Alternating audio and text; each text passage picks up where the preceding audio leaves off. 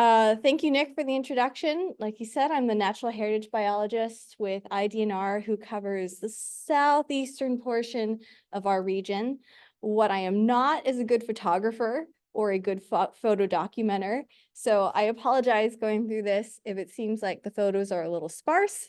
I really struggled to dig them up from my archives. Did that work? That did not work. This person. Ooh. Did that work? Okay. Technology, hold on, everyone. All right. Not alone in that. Millennials. All right. So there are three main topics that I'm going to cover today, and really most of the talk is going to be on the last one. But we'll cover what a natural area is, how we protect them very, very briefly, and mostly how we manage them. What is a natural area?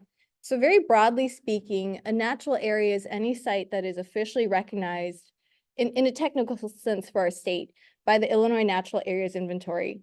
Back in 1963, the state passed this landmark legislation, the Illinois Natural Areas Preservation Act, which offered a mechanism, we'll talk about that a little bit later, and a justification for protecting Illinois' most significant natural sites.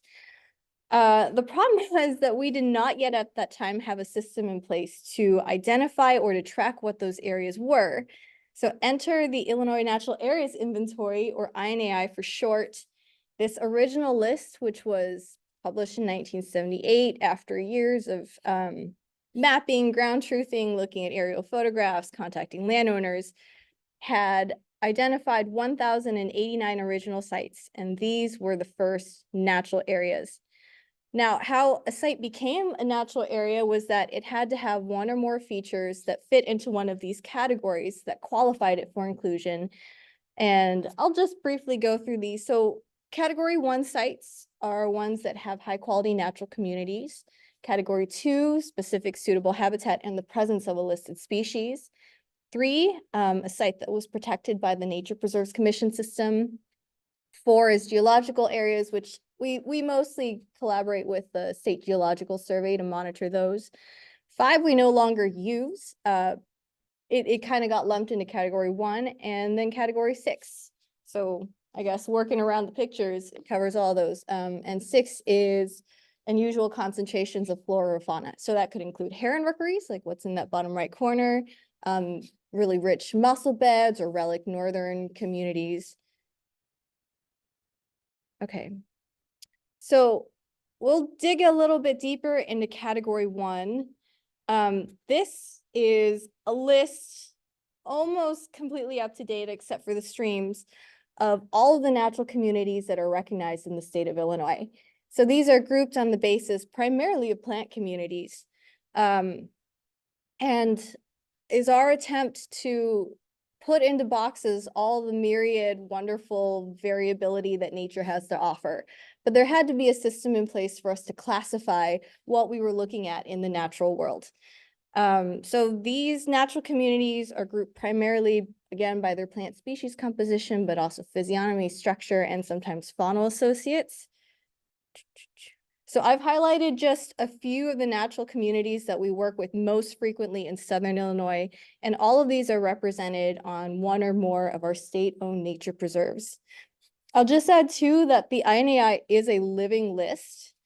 So the Natural Areas Evaluation Committee can add, modify, or take sites off of that list. And while I do not know the most current number of natural areas in the state of Illinois, I do know in the southernmost 10 counties or so, so our region, we have about 250 of these places that qualify under one or more of those categories. So how do we protect these natural areas? So this is again part of the Natural Areas Preservation Act. It established something called the Nature Preserves Commission. And this is a commission of 9 independent commissioners that are appointed by the governor that can essentially grant conservation easements that are permanent in some cases or on a limited term in others. for lands. And this is the highest level of protection you can grant to lands in Illinois, with the exception of federal lands, which are not covered under this state legislation. There's a lot of nitty gritty with the Nature Preserves Commission, and it's really fascinating, but about 3 years ago, my coworker Kevin Sturziga already gave a talk on that. So I would ask you to refer to his presentation on the Native Plant Society's YouTube page for a bit more of the details and the function of it. But needless to, or generally speaking, this the Nature Preserves Commission is a tool by which we are able to protect a lot of our highest quality lands that we have. That includes state ones. So this is the section that I'm most excited about. And as a heritage biologist, my primary responsibility is for state-owned lands that are in the nature preserve system. But the process of managing lands, and especially these natural communities, is similar throughout our region. So it can be, the examples I'm going to provide for you today can be extended to other places. All of these are ones that the public can freely access and visit, so you can see them for yourselves, with the exception of one, and I'll point that out when we get to it. So how do we manage natural areas? Management begins with understanding what is at a site. So we can use historical accounts, land survey notes, climate records, dendrochronology, and of course, remnant sites themselves to better understand what the pre-European settlement landscape appeared to be. From these sources, we know that upland communities down in southern Illinois were mostly disturbance dependent. They were grassier, more forb-rich, more open, and more interconnected. Of course, these are natural systems, so they're always in a state of change, and boundaries, species composition, et cetera, have changed over time. And ebb and flow according to climate or the impact of indigenous communities, or now in our modern day, the inner workings of Illinoisans' minds. So it's my job to try and maintain these systems in as close as possible a state to its pre-settlement condition as possible. It is not possible to exactly replicate what that historic landscape used to be, because in our current world, we contend with habitat loss, fragmentation, exotic species, hydrological alterations, pollution. I mean, the list goes on and on and on. But what we can do is try to mitigate against some of those factors and to create havens for biodiversity that existed that were reminiscent of Illinois in its heyday. All right, so a lot of the natural disturbances from which our natural communities were created and are adapted to are ones that no longer exist. So we don't have bison or elk or passenger pigeons in Illinois anymore, as cool as that would be. So what we do have, or for the most part, wildfire, although we do have wildfires. And that fortunately is one that we can replicate to some degree through prescribed burns. And I'll talk more about that for some of these sites. Okay, so ever since the time of the original INAI, our natural areas, even since then, 1978, have undergone pretty significant changes. Mostly, this has unfortunately been to their detriment, but active management also allows us to make forward progress at these sites. At this one, for example, which I'll highlight in just a few minutes, the original qualifying feature that got it onto the INAI was the dry barrens. Oh, I know I was warned about the laser pointer, but no. All right, this dry barrens here, this little triangle. Okay, that was the original qualifying feature. But with active management over the past 30 or 40 years, really, that the extent of that barrens has changed. It's grown.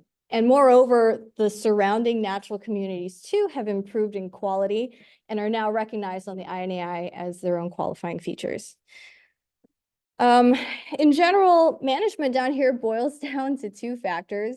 One is invasive in the uplands. I'll qualify that in the uplands of Southern Illinois.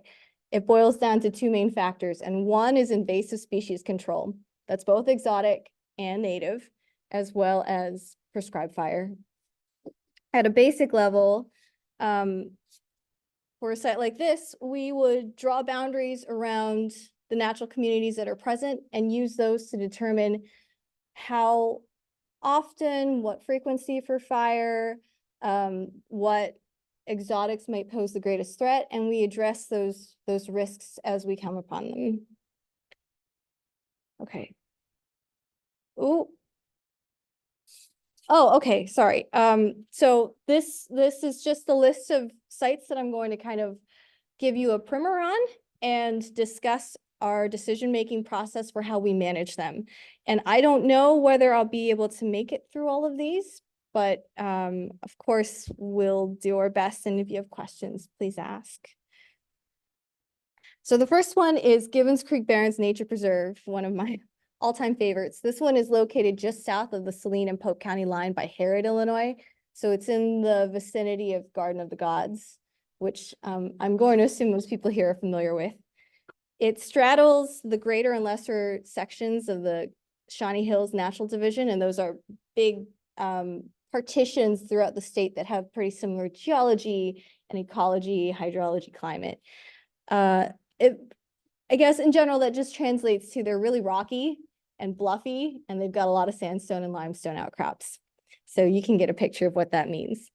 So early accounts identify this area as being primarily forested, but grassy openings have been described from early accounts, 1820s and thereafter. So prairie typical plants have occurred here. And you can, sorry, I'm walking back and forth from the board. But Gibbons Creek Barrens essentially is composed of this like sine curve shaped bluff line, which you can pick out pretty easily from these 1938 aerial images. The tree cover is less dense, and you can even see kind of on those south and southwest facing points how open they were and grassy they were. So that's from almost a century ago. I don't have maps like this for every site just yet, but I do have the natural communities mapped out here. And I already talked about the dry barrens, so we're gonna skip ahead.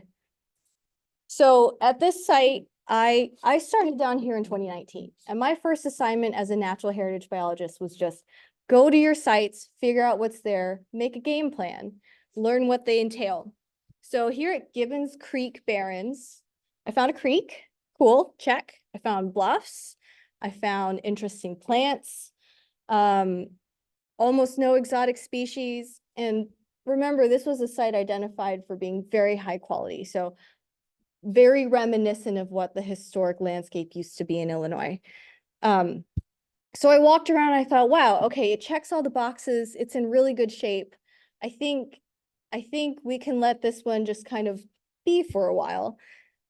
So I monitored for a couple years. I gained experience at a few other sites, and it became clear that although this site had few issues compared to most of the sites I worked on, it was still degrading and suffering from intense mesification. And we're pretty fortunate down here with the bluffy and well-drained dry systems that we have. The mesification can take a while, but it does still occur, and that was very obvious at this site. I'll just point out a few of these plants since we're here. I guess I really want to highlight maybe this one in the bottom right corner. So that's Corydalus hali, and this is the only known population for it in the state. It looks a lot like our generic Corydalus flavula or yellow Corydalus, but it's got really short pedicels, and it doesn't have kind of that fringed lower lip of the flower. It's very straight across, but it's a tiny plant, easy to miss. And fortunately, we have it documented from here. Okay, so these are just some pictures of the site as I saw it back in April 2019, just my first foray into the site. What I can tell looking at it now is, oh my gosh, there's so many stems here. And that's a problem that we have all throughout forested or forest type communities in Illinois. So a lot of stems, the herbaceous layer, especially in that middle picture, it's just smothered by leaf litter. And this is a site with one of the longest fire histories of ones down here. So John Taft, one of our premier botanists, he published a paper in 2020 that looked at the effects of fire application at this site and a control across the street.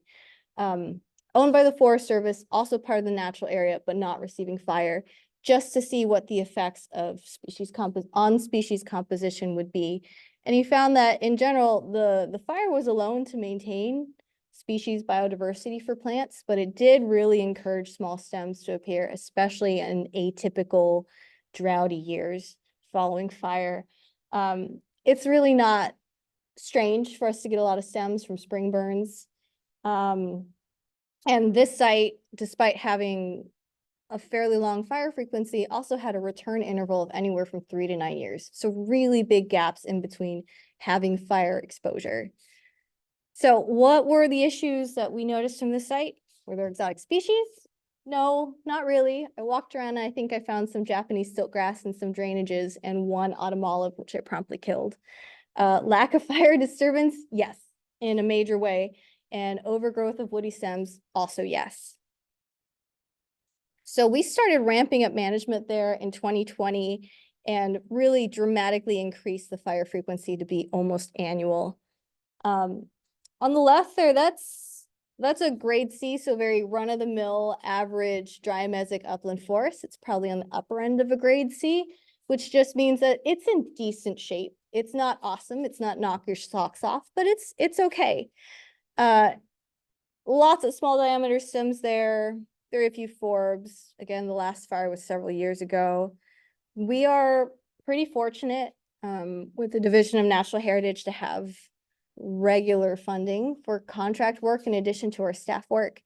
And that's from the Natural Areas Acquisition Fund. So we are able to approach our restoration as this multi-year, multi-stage effort. In our first round for this upland forest, we took out almost all of the sugar maples that were 5-inch diameter at breast height and smaller. And you'd think maybe taking out trees this size wouldn't make a big difference, but when they are 90% of the trees that you find in this area, it can really add up to big changes in light exposure, air movement, and just flammability even. So then the other component of the work in the uplands that we did was returning that prescribed fire.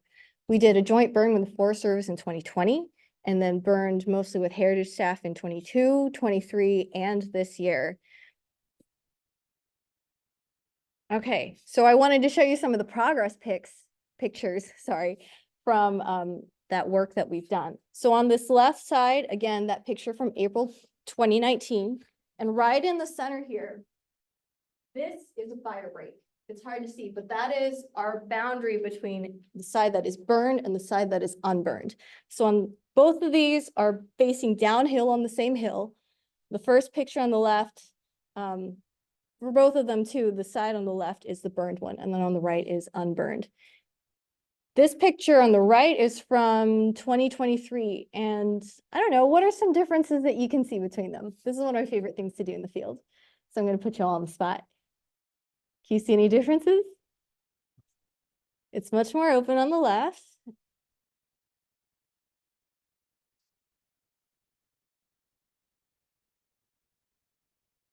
Lots of shrubs and small stems on the right side. Yep.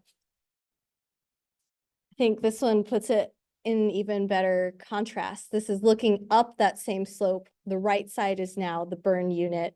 The left side is now unburned. So all those things that you mentioned, the stemminess, the changes or the differences in openness, they're really popping in this picture, I think. And that has a lot of benefits for the herbaceous plant species too. Now when you go there, it's in May particularly, it's just a sea of spiderwort. It's beautiful and wonderful. And it feeds back into impacts on our native fauna there as well. So we now have a researcher who's doing nightjar work and has found that this open slope allows them to better forage for moths. There's more moonlight filtering through. So here's another picture of just that response in herbaceous vegetation. And this was on the left, most of those stems that you see are those small class maples, 5 inches and under. And on the right, we've done a lot of cutting. And you can see that response in the understory growth. There are more rounds to come, fortunately, and we'll keep pushing that. Are you already starting at green cover? Yes. Yes. So we use a variety of methods and a variety of chemicals. In general, for every woody stem that we cut, we do treat them with chemical. Otherwise, they will resprout and set us back in progress. We just have too many stems we cut on too many sites to be able to manage it otherwise. So this picture is of the transition zone between the dry barrens, again, that feature for which the site was originally identified, and the dry woodland, something that it now qualifies for on the INAI. Gosh, I don't know what to say. American ipecac has gone nuts, lots of sunflower, lots of desmodiums. It's just incredibly rich botanically. And you can see a little bit sort of in the back parts by those post oaks, all the small stems that have been top killed. So those previously were all leafed out and created patches of shade where these prairie plants were not able to thrive nearly as well as what you see here in this picture. And I couldn't help myself. I went with my coworker, Kevin Serziga, that day, and that's exactly how I feel when I walk around Gibbons. Hope he doesn't see this.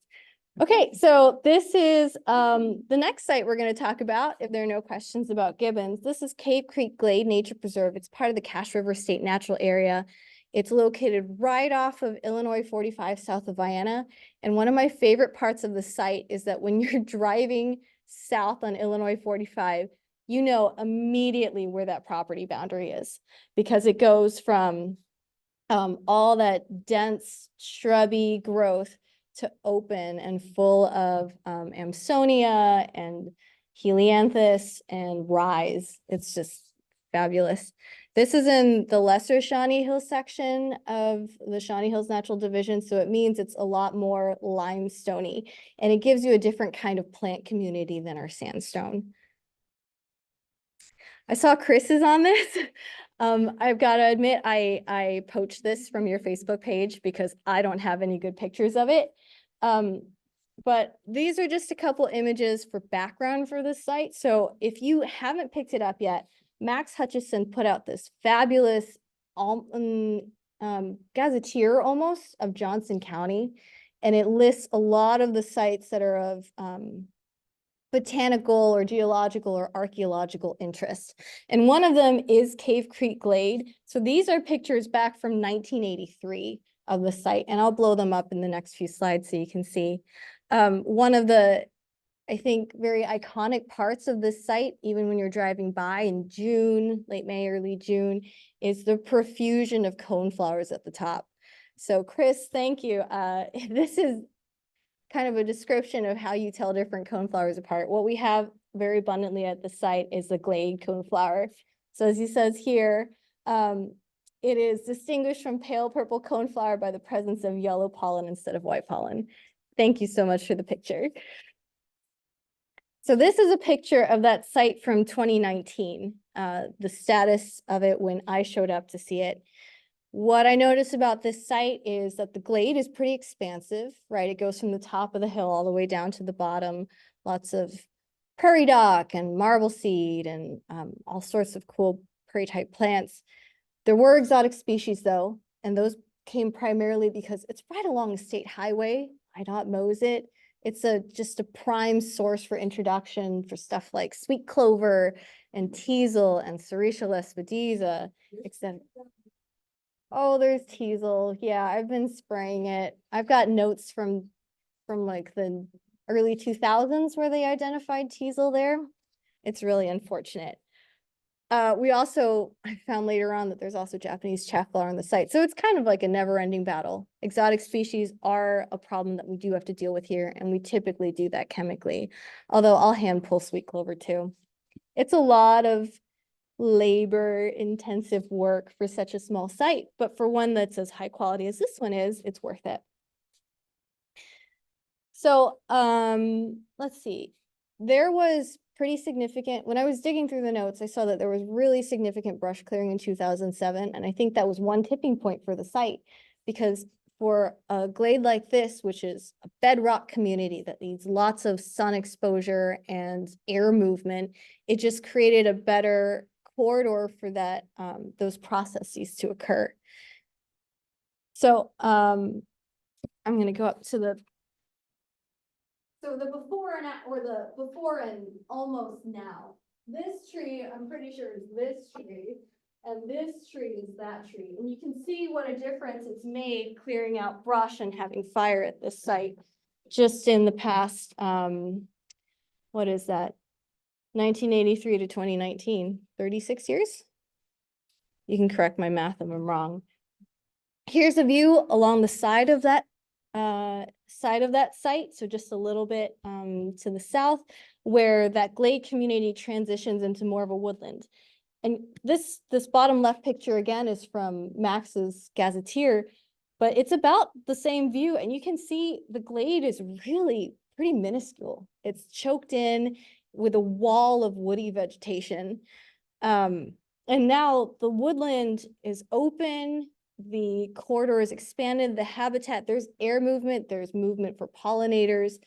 It's just a whole system now and not just the isolated glade anymore. So we did a lot of cutting in 2017 as well, and some in 2021, but we've also reintroduced just really frequent fire to the site. And grassland communities, which I consider limestone glades to be, are heavily fire dependent. This site with its elevation and its rockiness and thin soils, it loves being burned. It burns very readily. How we choose to implement fire on this site is kind of resulting from how flammable it is too. Because with as rich as it is botanically, we have a lot of risks to pollinators, insects that might use those plants and then overwinter in the leaf litter of the grass. So in a rule of thumb for the Natural Heritage Division is that we try to burn no more than a third of any site with pollinator risks at a time. At this site, that's not really feasible in a physical boundary sort of way. So we use the boundaries of the site, but we've got a road right there. We've got power lines. We've got a steep slope, difficult terrain to work on. So it's not really feasible to just split that into thirds.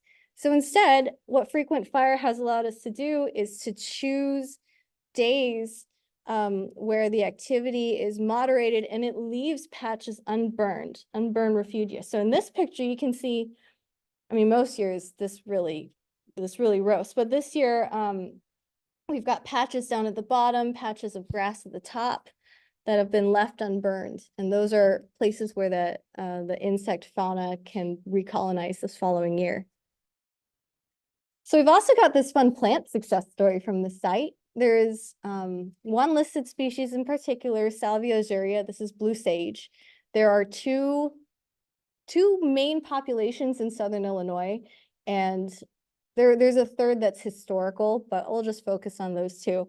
This is the bigger of the two. This species was first observed at this site, according to these records, back in 1950. And if you kind of work up the timeline, it's been here, it's kind of grown, it's kind of shifted in its population size and its reproductive capabilities. But in these last few years, we've done more intensive surveys. Thank you, Plants of Concern, for collecting these data. We've had some pretty phenomenal results from it. So this latest one, it says 2022, 243 stems and 7% flowering. Just got the data from September of 2023. And let me check here. At that time, there were 1,225 stems of this plant and 97% of them were flowering. So we hit some critical threshold for this plant, and it is very, very happy at this site. In comparison, the other population, large population, has about 1,000 stems. And in 2021, only about 2% were flowering.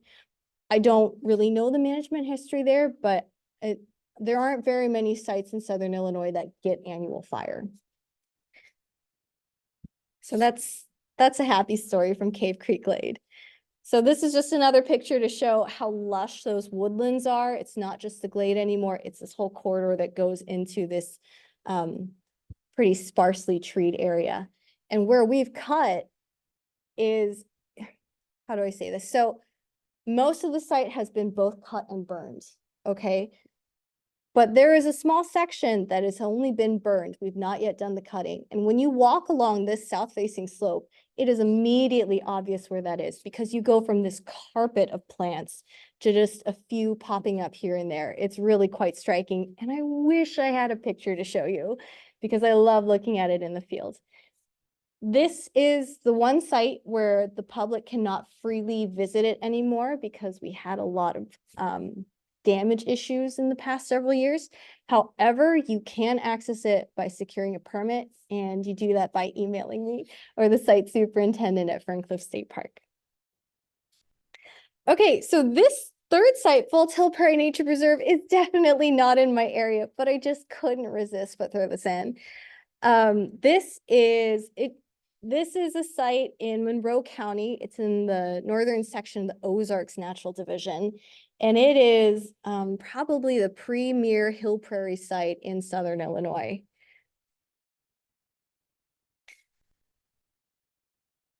It's a very fire dependent system. So this is a burn that we did in 2020. And it went up the talus slope. So I should back up and say Full Hill Prairie does not just have hill prairies. It also has limestone glades, woodlands, and talus slopes. And the effects of this one crazy fire are lasting until today. So if you drive along Bluff Road, Randolph, Monroe counties, you'll see a lot of talus slopes and bluffs. Kind of. Mostly you'll see a lot of vines and tree of heaven. But if you pass by Full Hill Prairie, you see these wolf canopy chinkapin oaks, and you see just immense masses of leaf cup. And I highly recommend that everybody here does that. Okay, I'll admit I poached more pictures off of the internet.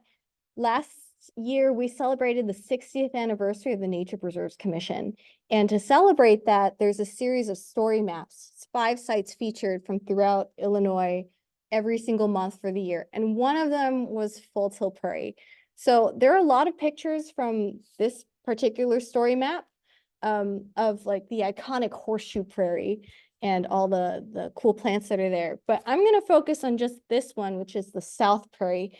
And this was just an isolated, maybe 5-acre prairie that hadn't gotten a lot of management. And we'll just kind of go through the timeline of what happened here, and you can see the changes. So on this left picture, that was a day in, I think, March of 2020. We showed up at the South Prairie and thought this place needs help. Cedars are the enemy of high and dry places. It is an incredible invader, even though it is a native species, and it had taken over much of this prairie. So you can see how abundant they were. We spent the morning here cutting cedar trees, and then we spent the afternoon burning this prairie. So left is the very first burn that occurred here, and that middle picture is how it appeared that same year after the cutting and the burning. So already much more open, much more expansive. There's vegetation colonizing all those places where the cedars had been suffocating them. Onwards, onwards, cutting of woody stems, more fire, endless fire. This is just, no. All right, so this is the end of the series. That last fire was taken, or that picture of fire was taken in 2022. And this shows kind of the difference between that very first day we started working on this hill prairie and what it looked like after about 3 seasons of work. So this is the kind of thing that we aim to do on all of our sites, state-owned sites, and also some of the private sites that are in the nature preserve system that we help to manage. Okay. This one is kind of an exception to the rule. Nick mentioned wanting a talk on just nature preserves in Southern Illinois, but I couldn't help but throw in Ferncliff State Park, which to its credit does have a nature preserve, Round Bluff Nature Preserve, as well as a land and water reserve, which is also in the INPS system. But we've been doing a lot of work at this park, and I really wanted to highlight it because it is so easy to go through and see all of it. So this is located, between 57 and 24 by the town of Goreville in Johnson County. It's a whole series of woodlands, barrens, sandstone glades, upland forest, and probably one of the most extensive ones that is so easily accessible for people to see. Sandstone glades, again, they're a bedrock community. So that's where you see this pavement of sandstone and grasses, poverty oats, little blue stem growing up, as well as some pretty interesting plants. Anything that you see there has to be adapted to a really hot and dry and exposed environment. So I talked about cedars before being the enemy of high and dry places. That's true for hill prairies, and it is definitely true for sandstone glades. So this is a view of Blackjack Oak Trail at the start of last year, I believe, early spring of last year, before we started doing stewardship work. This is not by any means the most intense cedar thicket I've ever seen, but it was still pretty bad. So all along this bluff edge corridor of sandstone glades, all you could see was just a wall of cedars. Now and again, there'd be little indicator plants like prickly pear cactus or shooting stars, or the state listed small flower of an hour, which I'll point out in a different slide. But all of them were being kept at a very low level. And again, they're all adapted to really sunny, dry places. And that's not what this was. So what do you do with cedars? You try to get rid of them as best you can. This is one of the glades we've been working on at Ferncliff State Park, and that's just a handful of the stumps that we've taken out in just one small area. There have been hundreds or thousands of cedars cut at Ferncliff State Park in the past 5 years. And I kind of regret this. That plant, that really low, succulent looking thing, that's the small flower of an hour. Very unique. It flowers, each flower comes out and blooms only for an hour or two and then closes. It's a beautiful flower that I don't have a picture of. So I really recommend that you look that one up. I'm so sorry. This is another picture of somewhere at Ferncliff, I think. Lots and lots and lots of stems and cutting. And a very exhausted crew that was working on freeing the post oaks and creating spaces for those cacti and other plants to thrive. The problem with cedar is it is a very volatile plant. So it used to occur on these bluff edges, right? It is a component of these glade systems. Unfortunately, it's kind of gotten out of balance with everything else, with how well it colonizes areas. And when you cut cedars, you have to get rid of that material because otherwise it sits there and it suffocates these low-growing plants. But it's very volatile. It burns extremely hot, and when you have a lot of them in a pile, you can sterilize the very thin soils. You can over nutrient them, shall we say, with the ash, and you can even damage some very old, very well-established giant post oaks just due to the flames and the heat that's output from these trees. On the right, that's a picture of a burn at Cedar Bluff, where the fire is just gently creeping through the oak litter. And that's more of what we like to see in these systems. So that's something that's more possible when the cedar problem is dealt with. We mostly just have to burn on very cold days. So here is a picture of one of those glades that we've been working on that used to be nothing but cedars when you looked at it, and now is restored back to something that benefits, in particular, that small flower of an hour. This is probably one of our largest subpopulations here. You can't see them because they're only 3 inches tall, but you'll have to take my word that they're there. And this is the last example I have for you, Cretaceous Hills Nature Preserve.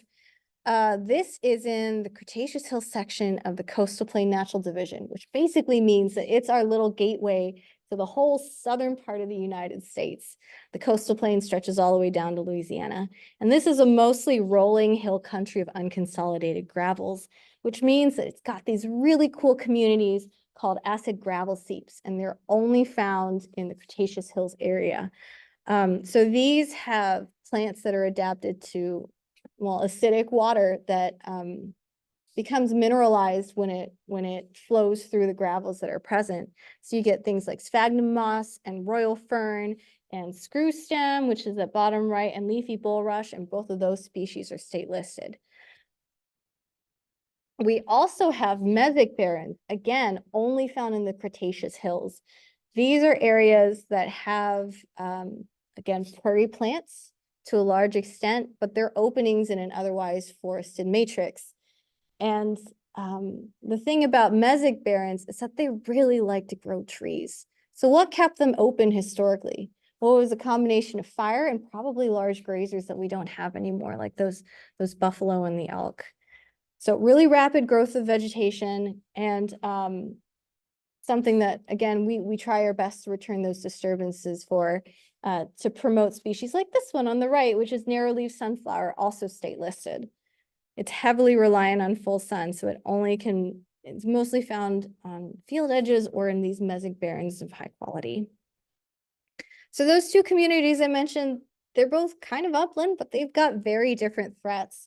These acid gravel seeps are being subject to dewatering from head cutting of all these drainages. You know, it's a very agricultural landscape and water goes downhill. Unfortunately, the head cutting goes uphill. What that's allowed is for these seeps to be invaded by species like Japanese stiltgrass, which is very flammable and will carry fire even when a historically wet, saturated seep would not. So species like sphagnum, which are very sensitive to fire, can now be damaged in these systems. And we have a fun little story we can talk about after with prescribed fire and acid gravel seeps.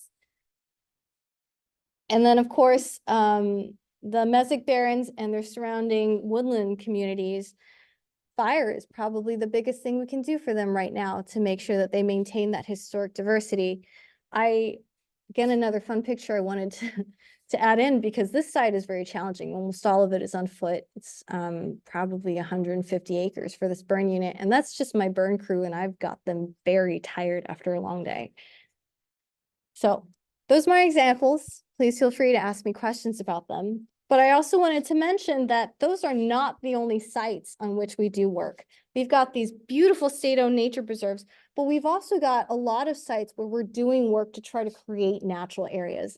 And this is not, I don't think, a comprehensive list of all the places that we're working, but it gives you a flavor of what is on the landscape that you're able to go visit and see examples of our work.